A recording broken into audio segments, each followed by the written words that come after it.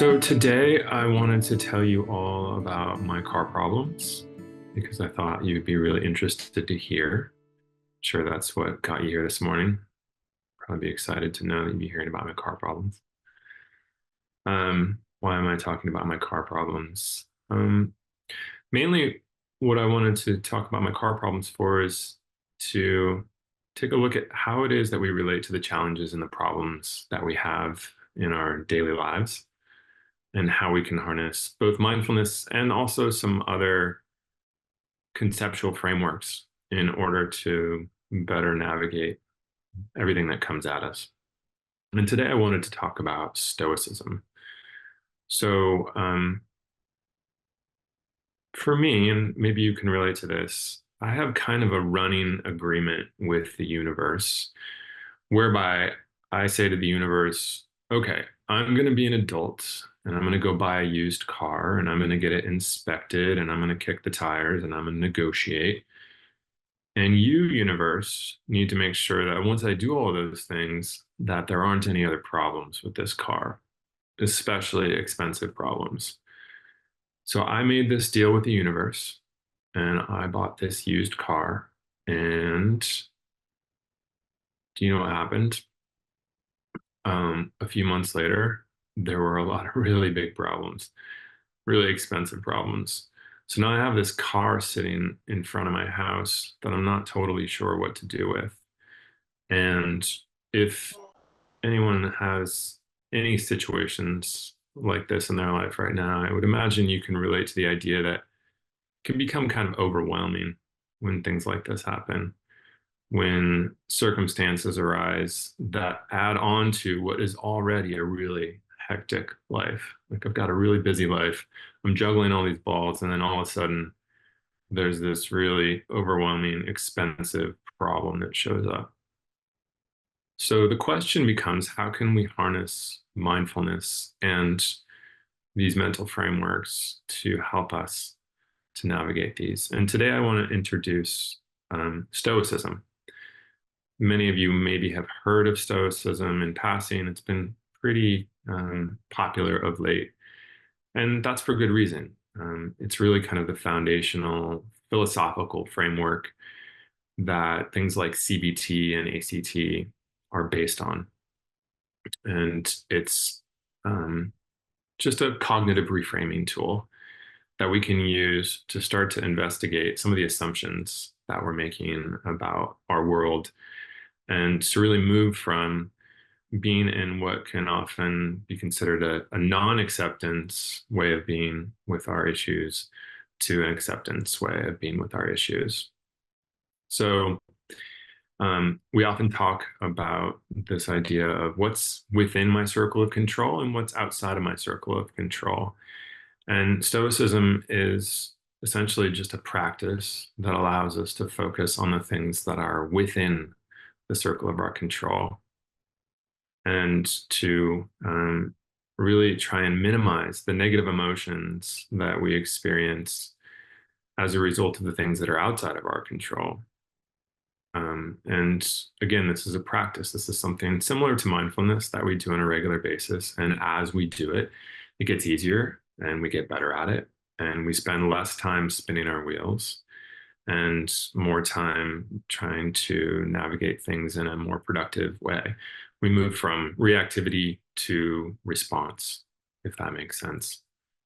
And how does this tie into mindfulness? Um, so, what I would say is that without a practice that helps us to regulate our nervous systems and move from our sympathetic nervous system, which is really about the fight, flight, and freeze. And for me, like in this story about my car troubles, that would really be that kind of sense of overwhelm and that anxiety, like how much is this going to cost and what are we going to do and can I fix this myself, and all the thoughts and feelings that come along with any of these big challenges that we face in our lives. How can I move from that to a state of regulation, to a state of calm, to give myself a little bit of distance between the experience and me as just a human being on planet Earth? And so practicing mindfulness helps me to regulate. It helps me to take a beat, and then I can start to use these cognitive frameworks like Stoicism in order to maybe look at the problem a little differently and adjust, for example, my expectations. Because I don't know about you, but I have this expectation somewhere in the back of my mind. I don't know where I came up with it, that there's something called Easy Street. And if I can find Easy Street, then everything will be good. I won't have to worry about any problems anymore. And the universe has showed me over and over through my life that there is no such thing as Easy Street. And so Stoicism is another way that I can start to think about the fact that, oh, Easy Street doesn't exist. In Stoicism, they talk about like this idea of Stoic gods. And Stoic gods are just kind of constantly throwing challenges at you.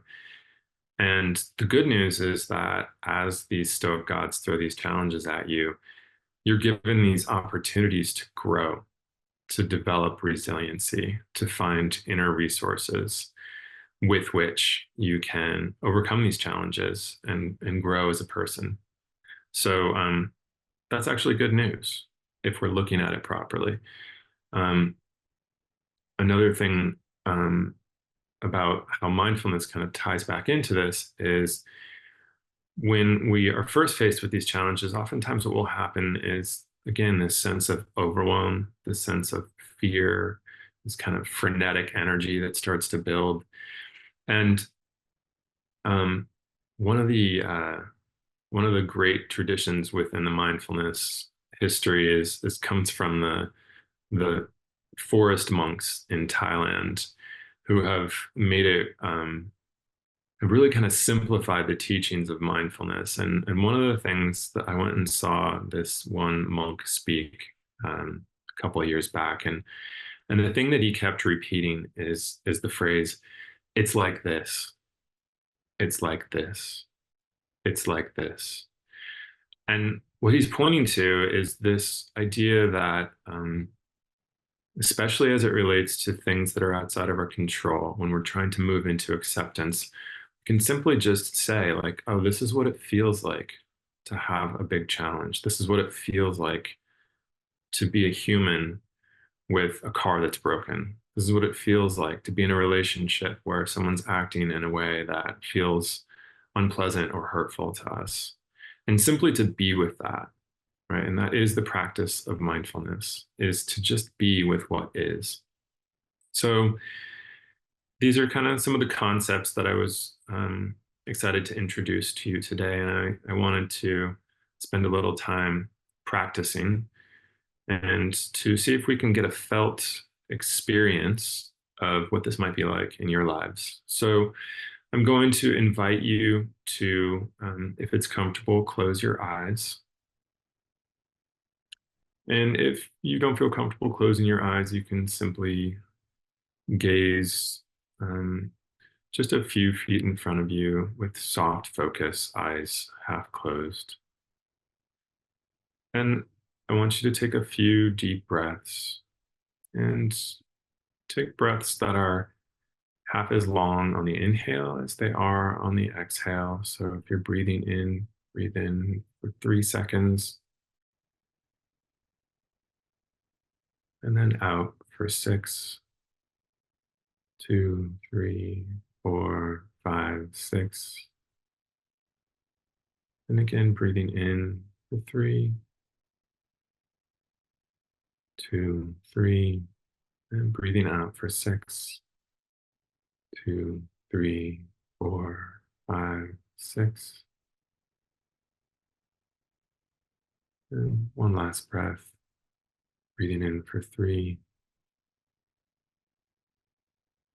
and breathing out for 6, 2, 3, 4, 5, 6. And knowing that with the breath, we're down regulating our nervous system. We're coming into a place of calm. We're resourced. You might notice the sensation of pressure underneath you.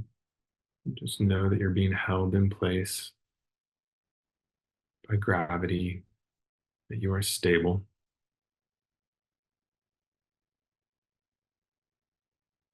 And then bring to mind some challenge that you're facing in your life. Ideally, something that's small to medium in size, nothing that's going to be too overwhelming. And as you call this challenge to mind, just notice what shows up. Notice any thoughts. Notice any sensations.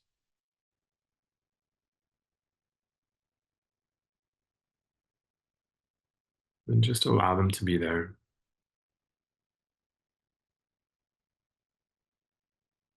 Just observing. If it's helpful to introduce that phrase, it's like this, acknowledging that you're having a human experience,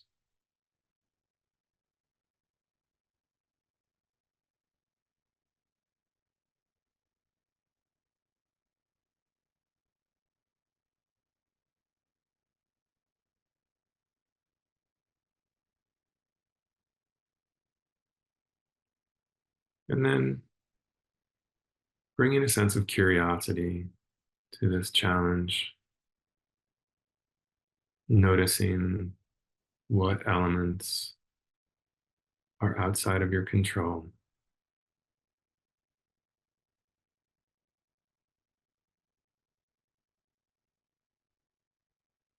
and how it feels to acknowledge that. Maybe there's some emotion, it can be frustration, sadness, anger, confusion, whatever's there for you. Just allow it to be what it is.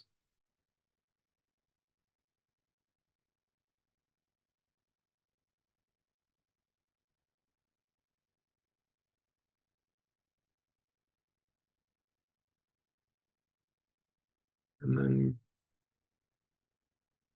call to mind what is within your control, within the circumstance that you're considering right now.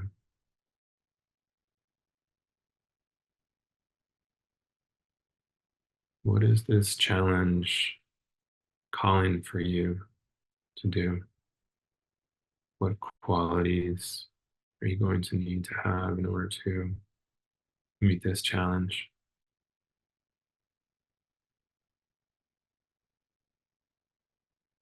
It might be courage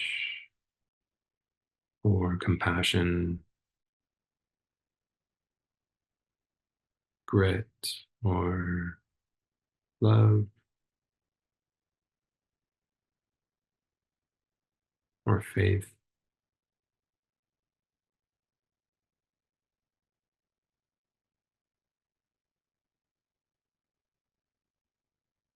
Just sense into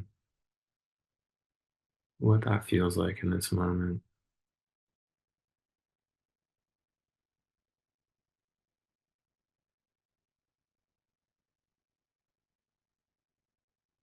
And who will you be having gotten through this challenge? In other words, what is this challenge asking of you?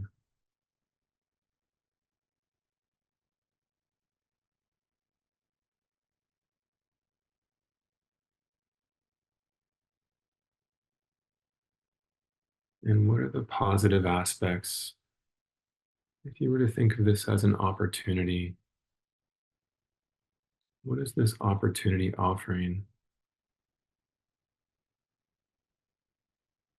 How can you grow?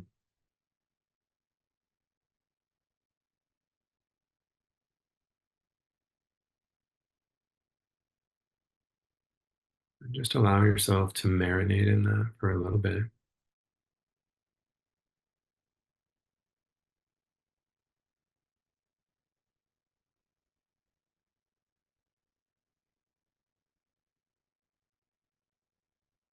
And when you're ready, and slowly come back into the space where you're sitting.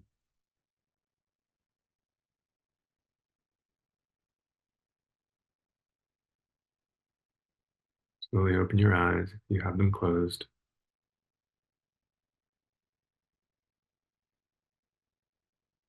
and come back into August 9th, 2024.